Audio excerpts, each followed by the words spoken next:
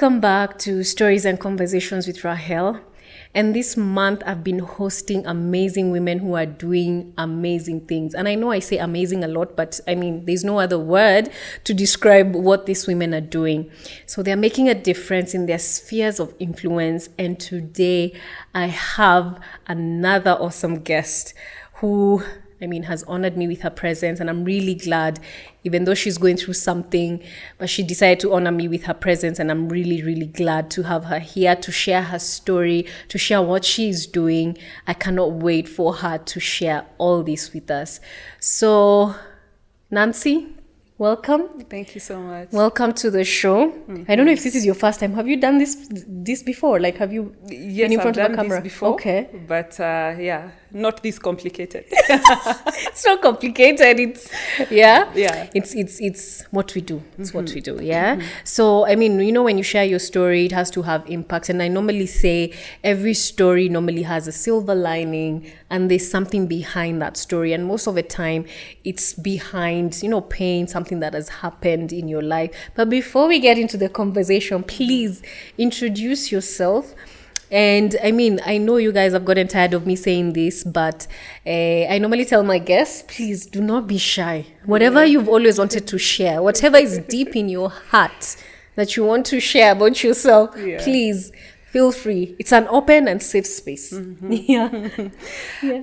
So, Rael, thank you very much for having me. Yeah. And I didn't know we were to get to this point, but I'm grateful. It's an opportunity, a great opportunity for me. My name is Nancy Nyaga. 40 years old now. Oh. Feeling good at 40. Yeah. A mother of one and a wife. Wow. Yeah. I'm a sister, I'm a daughter, I'm a cousin, I'm a friend. Yes, awesome. That is me. Yeah. Okay, so you're really being modest, which is amazing, and we love it. But what else? What can you tell us about Nancy? Like, what do you do when you want to decompress? What is your go-to when you want to just, leave all that stress, being what you are? And you'll tell us more about it. Like, what do you do to just release that burden and to feel, like you're lighter? What do you do? Okay, so professionally, I'm a HR. Yeah. And being a HR, HRs are always expected to be strong. You're one person who is not really an employee and you're not an employer, so you're there in between, but you're always expected to be strong. And it being that most of the time I am always in the organization, working, dealing with the work issues, even a weekend like today. Sometimes it gets to a point where it's just enough. You don't want to hear anything about employees, about employer, work, anything of the sort. And also being a third born, I don't know if you've known how the characteristics of each position that you're born in the family. Being a third born is that person. What I understand, if you're first born, your parents are so excited about you. They also a bit confused. How do we bring up this baby? Second born, wow, they want to practice the best in terms of bringing up this child, and they want to correct the mistakes they did with the firstborn. Yeah, so the firstborn is always that child who is always. The parents always want to correct what they didn't do for them. The secondborn, they want to be there for them. The thirdborn, now you're becoming too many. It's time we work hard.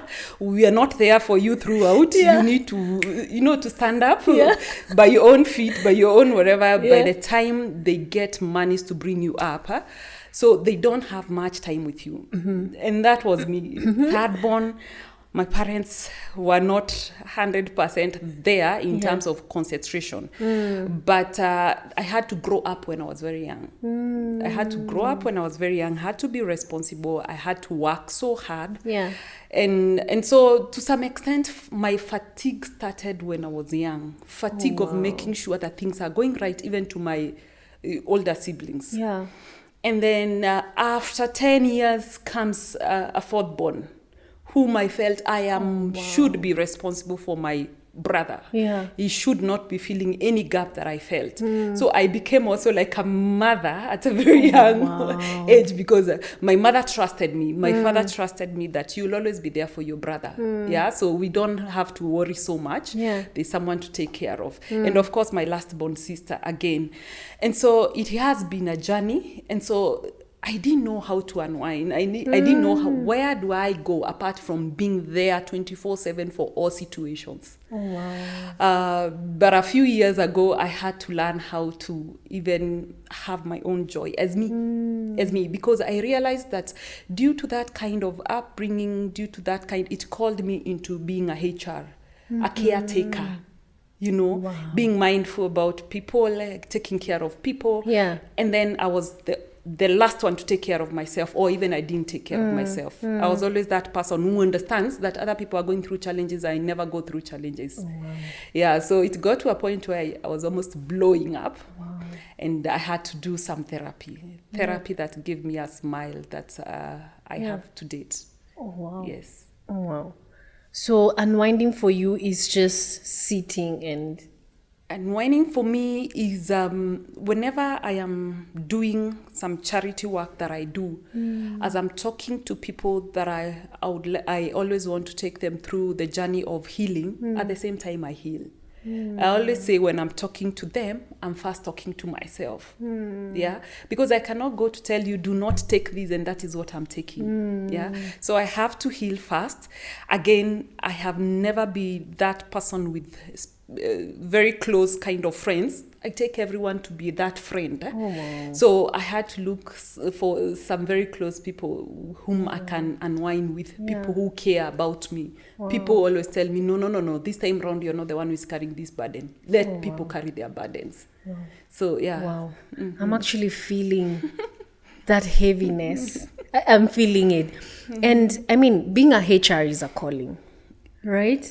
So we've talked about this, but let me tell you, I think in most of the organizations that I've been a part of, I have not met, except one, HR who was there or who advocated for their employees. I mean, there's a lot that's happening in the workplace, especially with employees.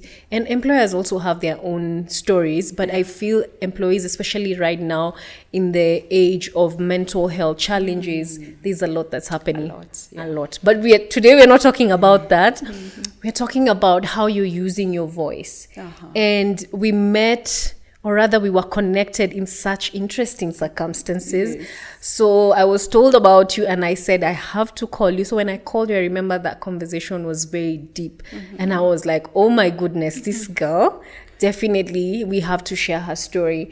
So maybe you can take us back or take us through that journey, where you started and where, you realized or you recognized that you actually had a voice. Yeah. Okay. So I'll try to be very brief because it's a long story. But just as I said, being brought up in a family where we have a daddy and a mom. And when I was growing up, my dad was rich, very rich. Yes. Wow. And again, my mom was this humble Christian, born and brought up in a prayerful family. And so when we were growing up, of course, with rich people, somehow they'll get other people who really want also to feed from them. So somehow my dad went out of his marriage, somehow with several other female ladies, friends and all that. Whom brought about a lot of battles in the family. There were a lot of fights, not physical fights, but very emotional fights. And because I am that one person who always want to see everyone peaceful, naturally that might not be possible, but I'm that one person who wants to find out, why are you not happy today? Why are you looking disturbed and all that? So I got myself into the shoes of my mother, into the shoes of my siblings. It being that my daddy didn't used to get home early. He used to come, park his BMW those years, and then he walks away and goes. And being brought up in a town where we don't come from, we are not Merus, but I was brought up in Meru. people used to point out at our home, that big home, because my dad had built this bungalow kinda. Oh, wow. So the fear was that there were attacks every other time on the road as it's coming home. So I think the thugs around had gotten to know that that guy has got money and he parks the car and then leaves and goes. So every time when my dad used to park at around 5 after work, he comes, he parks and he goes out. Yeah. He'll go meet, I don't know, I think he was going to one of the, can I say, wives or partners out there. So whenever I used to wait for him until he comes back home, sometimes at 2 in the morning. Oh, wow. I couldn't sleep because I'm so worried about my dad. What if my dad dies out there? What if he's gotten by these thugs and is attacked? What if? Then I'm there seated with my mom. My mom is just there crying. Then I don't want to see mom crying. I'm there wiping her tears. Apparently my firstborn sister and brother, they are wired differently. They're already asleep. Oh, wow. So I developed that thing of being awake. My mind is very awake throughout. I'm always concerned of what is happening. So I walked that journey for long because I remember when I was in class 6, I was diagnosed with ulcers, almost bleeding ulcers. 6. Yes, when I was in class 6. And I remember when I went to high school, I was taking special diet. You remember in high school, those who are taking not the usual githeri, the cabbage and the potatoes and that, and milk. I had to take a cup of milk. So my mother was paying for a cup of milk every meal because of the ulcers that I had. And the ulcers was out of the very much of worry. I don't want to lose my dad. And unfortunately, at some point, I think I was in standard 8, my dad was attacked as he was coming home. His hands were cut into pieces, his body, by thugs. They stole whatever he had. He used to carry money in his pocket so much. I don't know, M-Pesa at that time was not there. So, yes, and the attack was really affected me because I didn't want to imagine me losing my dad. And so after that, the journey being in high school, again, these battles are not over. Again, sometimes meeting with those women who are close to my dad and them abusing us even on the way. I remember there's a time I met with one and I was with my mom. We are from church. We are just walking from church. It wasn't far. And she spit on my mom as we were walking home. And I told her, let me tell you, you'll never do this again to my mom. I would better get to juvenile. Yeah. Yes, and I'll be locked there till I'm 18 or something, but you'll never do this to my mom again. I'll fix you. Oh, wow. And I didn't realize that it was having a lot of mental issues. It really affected me. Anyway, I go to high school, and in high school, again, out of being concerned with everything, I became a prefect in Form 1. In Form 2, I'm a dormitory assistant. I don't know what they were being called. In Form 3, I'm there, of course, being brought up in a Christian family. I am in CU. I became a chair lady in CU. I became a head girl. I was schooling at Kerugoya Girls. Yeah. So I became a head girl. So again, kinda leadership started being built from that time. And from that time, even when I was young, my siblings also getting to depend on me, even if they are older than me. Yeah. In that I'll do everything. I'll clean up everything. You don't have to mind. So come to high school, I'm done with high school, now I'm here, still my mom going this. So when I was in class, when I was going to Form 1, my mom left, separated with my dad. Okay. So it was tough. I am being left here. My 2 siblings are in high school. Yeah. My younger siblings are very young. It being the one who is immediate after me is in... It was, I think, 3 years, and the other one was 1 year. Mom left with them. So I'm there, left in between alone. And here I am because I was questioning Dad, why are you doing this to us? Why are you coming home late? Why are you abusing Mom? Dad was verbally abusive, but he didn't hit my mom. But that was affecting me so much. Okay. So anytime I hear a loud voice from him, I knew this is now a battle. So again, I'm left there alone with him and my auntie, sister to my mom. And now I can't find high school. So I got a high school in Meru Deep somewhere. I didn't perform so well because again, it was really affecting me throughout. Yeah. So I get to high school, then I go to Form 1, just somewhere in Meru, and then the school strikes. And then I come home that the school has gone on strike, and my dad tells me, you are part of the cause of those who striked. I'm in Form 1. So I come, that was in May. I stay home until December. No one cares about how I'm going to school. Students were called back. They went back to school. I wasn't taken back to school. I knew nothing. They called your dad? I don't think they called him.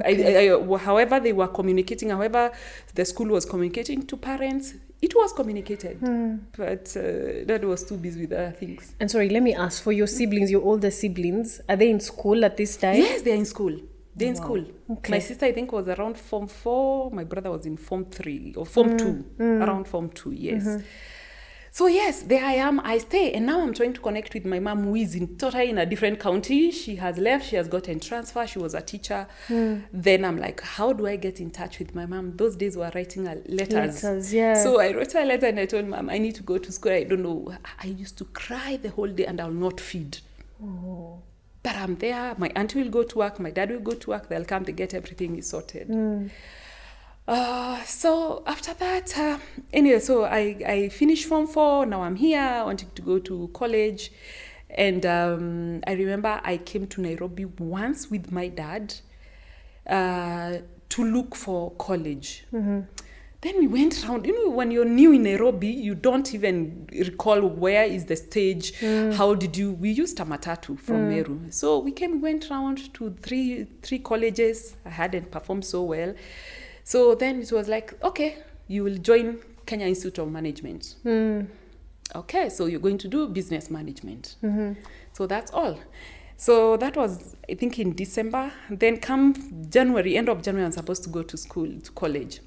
Then that morning, when we were traveling with my dad for him to come and bring me, and then I had gotten a hostel in Ngara, so I was to be walking from Ngara to Kim, and Kim somewhere in CBD. In CBD, yeah.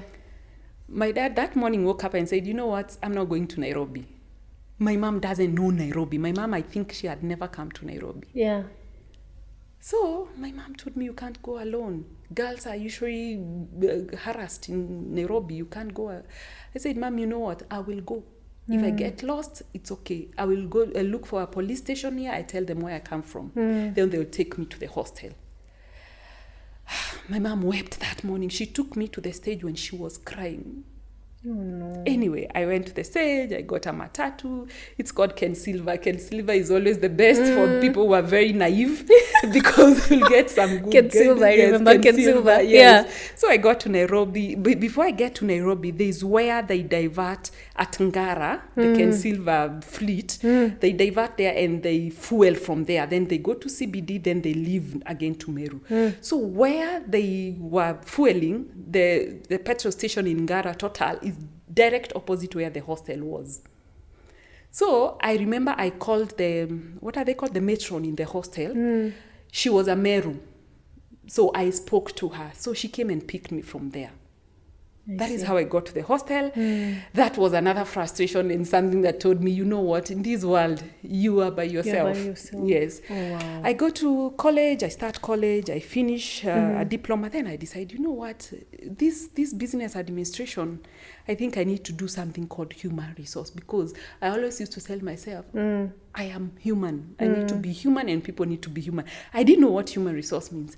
So just to get to know further about human resource, then I decided I'm doing human resource. That is how now I proceeded with my education from a different college to university. And now that is the only time that my school fees was paid by my parents. From there, I got a job. I started working back to back so that I get school fees. Yeah. Or through to up to when I did my master's. Yeah. Yes. Oh, wow. So again, it delayed me in getting married because I was looking at every man and wondering, will this be like dad? I see. So everyone painted, whoever man I met would do something and I would like dad. You of your dad. Yeah. I cut off, I don't care. And I used to be very arrogant to men. Oh my goodness, I was arrogant to men. And I should ask the ones that I really spoke to arrogantly to forgive me. Yeah. Okay. Because I was arrogant to them, it being that I was protecting myself. I see. I didn't want to get to that. So yeah, it took forever, but again, I was in a journey of life. Yeah. And I finally settled to someone who is human. Yeah. I settled down with someone who is very human. And you settled down after therapy, or this is during? Before therapy. Before therapy. Yes. So they understood you and they took you as you are. I hope so. Yeah. So you're I married hope right so, now. yes. So yeah. I Okay. hope so. But he was, my husband was also very keen on how he was treated. Apparently he comes from totally different kind of a family. Gelled family. Both siblings and daddy and mommy, they are gelled. So again, for him, it was a shocker. Oh, wow. And actually for his family, they are those, my family, okay, we are not enemies, but we would keep communicating. We would keep on calling each other every other time. And I went for therapy. And the therapy was helpful. Yeah. Very helpful, because I ended up understanding my family situation in a better manner. Much better, yeah. Much better. I became a friend to my dad. Oh, wow. My dad is a friend to me. Yeah. And anytime I feel like I want to talk to my dad, I'll call him and talk to him. But for ages, for years, I even didn't know his number. I can't tell you his number offhand. I didn't know his number. Wow. I didn't know how he's doing. Of course, age caught up with him, businesses ended, he retired, and so he's at home. But I didn't have a connection. But when I went through healing, I understood him as a sick person. He's sick. He thought what he was doing was good to him. And the grudge that he had, maybe up to some times back, is that he couldn't say sorry to my mom. And he couldn't beat up himself. But that, the chauvinist kind of a thing was still in him. Again, I understood him that he used to be very rich. Riches are gone. He's only left with almost nothing. And so I also felt for him, you know what? This man must be frustrated. He's stressed. He's going through a lot. Yeah. So I ended up understanding him and seeing him as a person who needs therapy. After I went through my therapy, Yeah. I understood that he's a guy who needs therapy. He needs healing, mental, emotional, and all that. Yeah. I feel like this is a Sunday sermon. Like, if I was not to go to church, like, this will be my Sunday sermon. And this is so profound. And as I said, I'm feeling it so deep inside. So you're using your voice to make other people heal. Sure.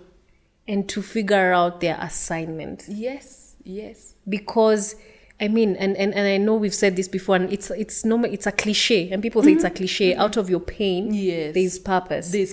But that's the truth. Yes, that's the truth. Because whatever you went through, that is what you're doing for other people.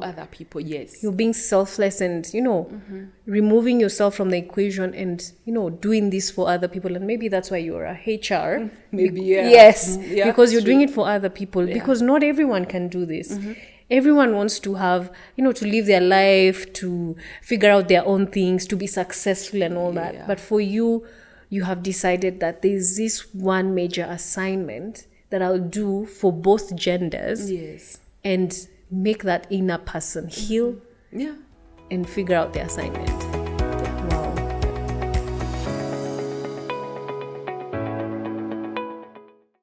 Stories and Conversations with Rahel is all about life, career, leadership, and healthcare, a topic I'm very passionate about.